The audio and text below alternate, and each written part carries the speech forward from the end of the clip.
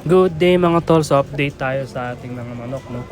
So today I was planning to sell them all, yung mga aking Brahma chickens, no? Yung mga breeder hens especially, and yung iba pang mga Brahma chickens na nasa possession ko. So itong mga XL size na mga Brahma breeder hens ko ay tumitimbang na mga 4 kilos pataas. Itong isa nga ay umabot pa ng 4.8 kilos kahit isa siyang babae. So napakalaki ng size nito. I am also selling yung pair ng aking black chicken. So pares na lang dyan na natitira yung kulay black.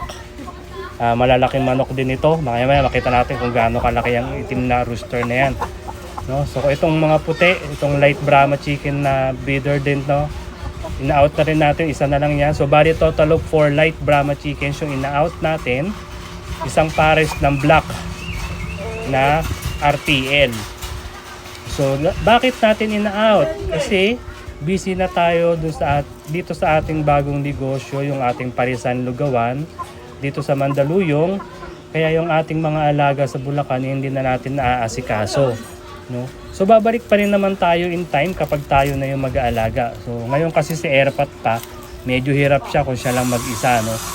Ito naman is ito yung pair ng ating 4 months old. So light Brahma 4 months old din niya. Malalaking breeds ito. Malalaking bulas na mga sisiw na ito or manok or young roosters and young pullets. So ayan. Nakita naman yung balahibo niya. Pwede lang gawing walis tambo. Ito. So yung pair na yan. So nakita natin kung gaano kaganda yung hen at yung mga balahibo nila. Ayan yung rooster. Nakita natin. Lampas pa siya dun sa drum ng margarine. So ganyan siya kataas, ganyan siya kalaki. And we also have pair of blue lines na baka i-out na rin natin kahit piniprepare natin ito pang show or iiwan natin. So isang pares yan ng blue line, isang parang blue partridge na naghahalong porcelain na yung kulay niyang isa na babae, and then parang blue salmon yung rooster. So ina-out na rin natin ito. So kung gusto nyo malaman yung mga price, pwede nyo akong i-PM. So dalawang blue line. Mura na ito. Actually, pwede ko na sabihin ngayon, yung aking mga breeder hens na light Brahma ay ina-out ko na lang ng 4,000 pesos. And then yung mga 4 months old ko na pair, ina-out ko lang ng 6,000 pesos pares na. Yung ating black na pares na RTL, sina-out ko na lang ng 7,500.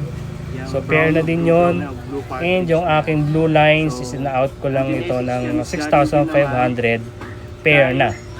So again, wala tayong choice but to let them go for the meantime. And kapag okay na tayo ulit, may oras na tayo at tayo na personally mag-aalaga, madali naman bumalik dahil may mga kaibigan naman tayong mga breeders din ng Brahma like Jefferson Tubig and Melvin Sanchez na pwede natin kuwanan ng mga offsprings na pwede nating alagaan ulit. So yun lang, sana matulungan ninyo ako at sa mga interesado, just PM me. Maraming salamat!